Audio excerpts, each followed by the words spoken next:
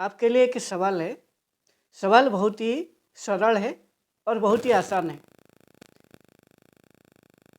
ये जो संसार का मोहमाया है, ये जो संसार का पूरा बंधन है, ये बंधन से कैसे आपको मुक्ति करना है और मुक्ति करने के लिए आपको क्या करना पड़ेगा। और यदि आपको ये सवाल है और सच में यदि आपको संसार का बंधन से मुक्ति करना है, कबीरदास की एक दोहे आपको सुनाऊंगा। ये दोहे सुनने के बाद आप बहुत ही क्लैरिटी आ जाएगा आपका मन में, और इतना क्लैरिटी आ जाएगा आपको, बहुत ही बारीकी से आपको मालूम हो जाएगा। और फिर भी यदि आप खुद को बदलाव नहीं करोगे, तब आपका ज़िंदगी कभी भी बेहतर नहीं हो पाएगा। और ये जो संसार का मोहमाया है, आपको ये 4 चीज़ का ऊपर आपको बांध के रखता है, जो हर एक काम को आपको करने के लिए भी नहीं देता है। और जो काम आप करोगे तभी जाके कंटिन्यू एक काम को करके पूरा जीवन भर उसी काम में आपको बड़ी बड़ी सफलता मिलेगा। वो आपका जीवन को एक नया दिशा दे सकता है। चलिए, अभी आपको ज़्यादा ना बताते हुए कबीरदास की वो जो दोहा है आपको सुनाता हूँ, ताकि आपको बारीकी से मालूम हो जाए मैं वो जो 4 चीज़ बताया, वो 4 चीज़ क्या है और ये 4 चीज़ आपका जीवन को कैसे बेहतर करेगा। आपको पूरा संसार का मोहमाया जीरो हो जाएगा यदि सच में आप आपका जीवन में आज से अप्लाई करोगे। कबीरदास की दोहे ऐसे है। कबीर मन मेरा तक भया, इंद्री अपने हाथ तो भी कबहु ना कीजिए, कनक कामिनी साथ। यानी कबीरदास से जो दोहे का अर्थ है, कबीरदास कहना चाहते हैं इस दोहे के जरिए, अगर तुम्हारी इच्छा और मन मर चुका है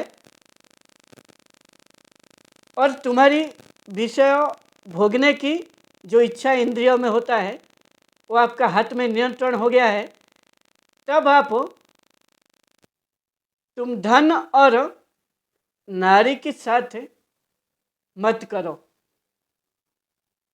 मैं जो आपको 4 चीज़ बोला था, कबीरदास भी वही 4 चीज़ कहते हैं। यानी आपको जो संसार का विषय का जो भोग है, उस संसार का विषय हर एक जो भी आप सामने देखते हो वो एक विषय है। देखने वाला आप हो और आपका सामने ये जो संसार है प्रतीत होता है, यानी आपको दिखाई देता है। देखने वाला आप हो, इसीलिए जब देखते हो ना, संसार आपको प्रतीत होता है। और आप चाह के भी आपको रोक नहीं पाओगे, क्योंकि आपको आंख मिला है देखने के लिए, अब देखोगे। और कबीरदास ये जो 4 चीज़ कहते हैं, संसार का विषय आपको मालूम हो गया। जैसे नारी एक विषय है, ये मोबाइल एक विषय है, कार एक विषय है, चिड़िया एक विषय है, बाघ एक विषय है, हाथी एक विषय है। ये सभी अलग अलग जो भी मटेरियल है संसार में, कोई भी हो, सभी वस्तु वो एक भोगने की विषय है। पहले मालूम हो गया विषय। और आपका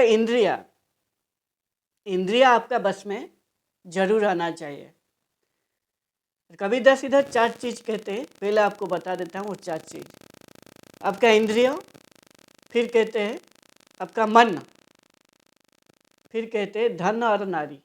ये 4 चीज़ आपको आपका जीवन में आपको हर दम परेशान करता है। पहले इंद्रियों का ऊपर आता है।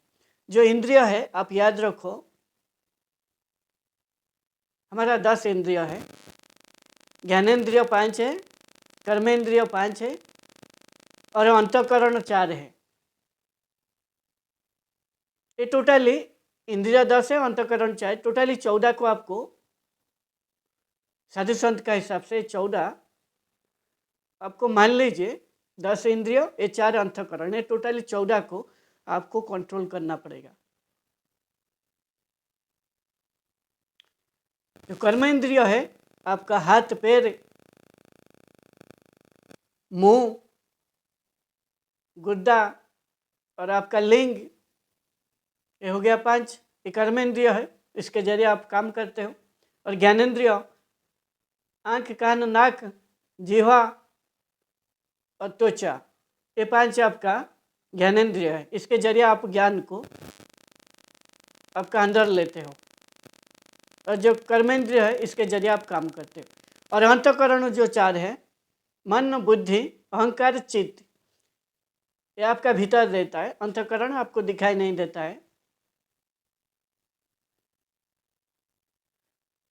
और ये जो टोटली 14 है, इसको आपका कंट्रोल में करना पड़ेगा।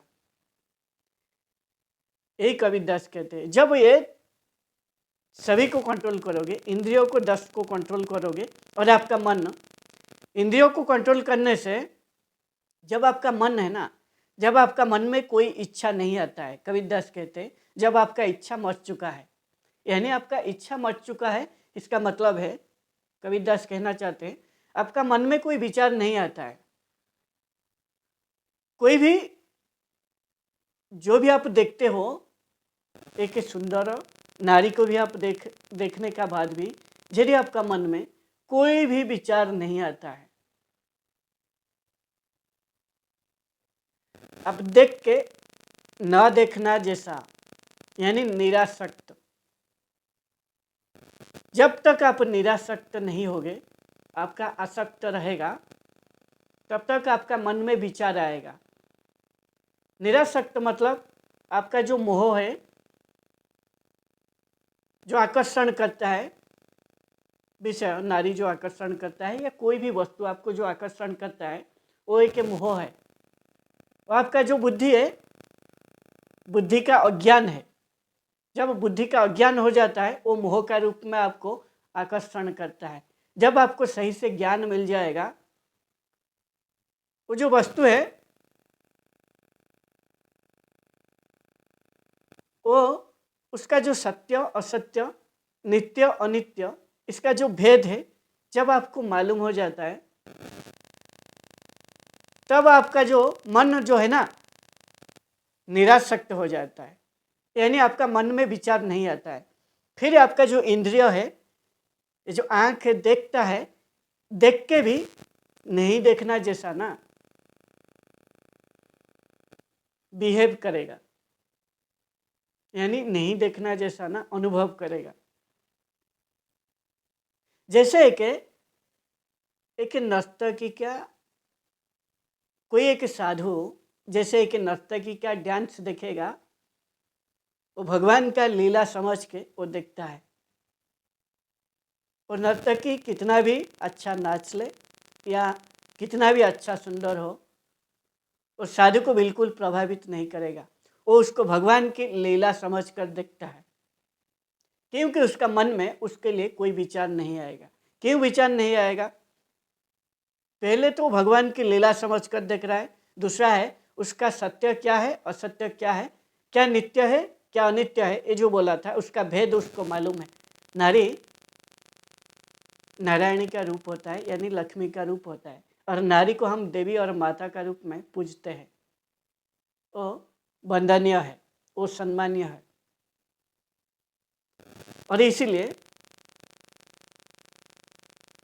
उसका जो शरीर है, वो साधु खुद को आत्मा समझ रहा है, और वो जैसे आत्मा है, वो भी नारी जो है वो भी आत्मा है, परमात्मा का अंश है।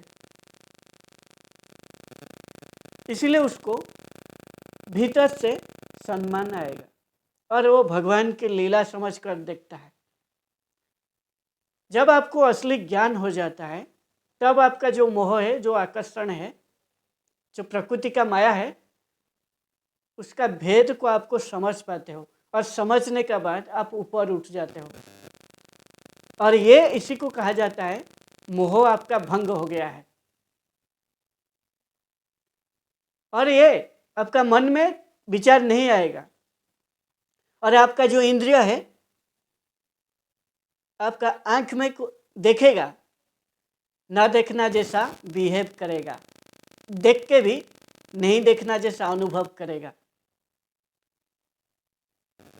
और जो आपका लिंग है वो भी हमारा जो कर्मेंद्रिय है, हाथ पैर, वो भी उसका बारे में कोई उत्तेजना भी नहीं आएगा, क्योंकि उसका सत्य क्या है और असत्य क्या है बारीकी से मालूम हो गया है।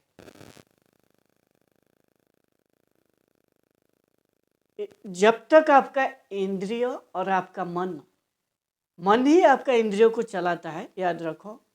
ये शरीर जो है, इस शरीर का जो स्वामी है आत्मा है, क्योंकि आत्मा जब आपको छोड़ देता है, आपका शरीर है ना,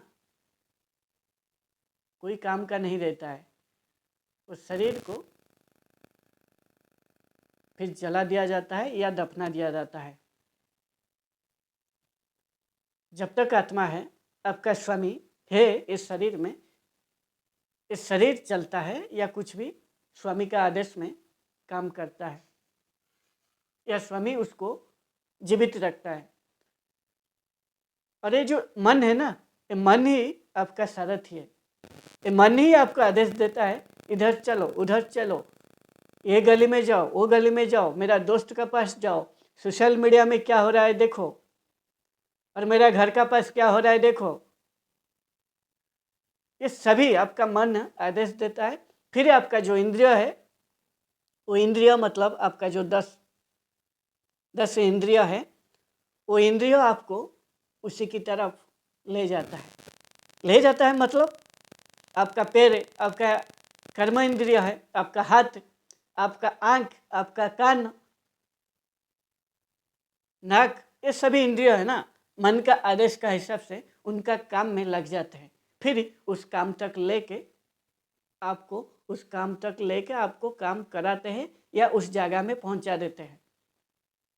जब आपका मन यानी आपका सारथी आपका बस में हो जाएगा, आपका नियंत्रण में आ जाएगा, फिर आपका जो इंद्रिय है वो इंद्रिय भी आपका नियंत्रण में आ जाएगा। क्योंकि जो इंद्रिय मन के आदेश का हिसाब से काम करते हैं, इनका कोई जोर नहीं है, इनका कोई अपने आप ये काम नहीं करते। जब तक इनको आदेश नहीं मिलता है मन की तरफ से, तब तक ये कोई काम नहीं करेंगे। इसीलिए साधु जब वो नर्तकी को देखा, उसका मन में कोई आदेश नहीं था उसका इंद्रियों को। इसीलिए इंद्रिय देखते हुए, भोगते हुए, न भोगता हुआ, निरासक्त होके भगवान की लीला समझ के देखा। और आपका मन को जब आपका कंट्रोल में होगा और आपका इंद्रिय जब आपका बस में होगा, आपका भी अंदर से ऐसा जो स्वभाव ना फिर आने लगेगा। जब आपका मन और आपका इंद्रिय आपका बस में हो गया, फिर आप ना और 2 चीज़ आपको हो सकता है कंट्रोल कर, फिर आपको कुछ रास्ता भटका सकता है। ये 2 चीज़ है, धन और नारी। क्योंकि ये जो धन और नारी ये बाहर का चीज़ है, ये आपका भीतर का जो चीज़ था आपका हाथ में कंट्रोल आ गया। फिर ये 2 चीज़ आज का टाइम में हर एक व्यक्ति को परेशान करता है। हर एक व्यक्ति अज्ञान की वशत, ना समझ की वशत, सत्य क्या है असत्य क्या है नारी और धन में वो नहीं जान पाता है। इसीलिए अज्ञान वशत उसका पीछे जिंदगी को खपा देता है, जिंदगी को लगा देता है, फिर उसको ना कुछ हासिल होता है, ना कुछ मिलता है, ना उसका जीवन में सुख और चैन में रहता है, हमेशा उसका पीछे भागता है। और भागते भागते ये दोनों उसका जिंदगी को इतना उसका लोभ और हो जाता है और आकर्षण आ जाता है धन और नारी का प्रति, उसका जीवन को पूरा उसका पीछे खपा देता है और उसको कोई आनंद और कोई सुख नहीं मिल पाता है। जब तक वो दोनों को बारीकी से नहीं जानेगा तब तक उसका आकर्षण हमेशा तक रहेगा, और जो जान लेगा उसका आकर्षण नहीं होगा। इसीलिए कबीरदास कहते हैं ये चार चीज को आपको नियंत्रण करना पड़ेगा, और नियंत्रण करने का बाद आप जो दिशा में आपको लेके जाना चाहते हो, जो भी जगह में आप पहुंचना चाहते हो, जो भी सफलता को आप अचीव करना है, आप जैसा बनना है वो आप बन पाओगे, वो आप कर पाओगे, वो आप काम करके सफल हो पाओगे। और यही चार ही आपको जिंदगी भर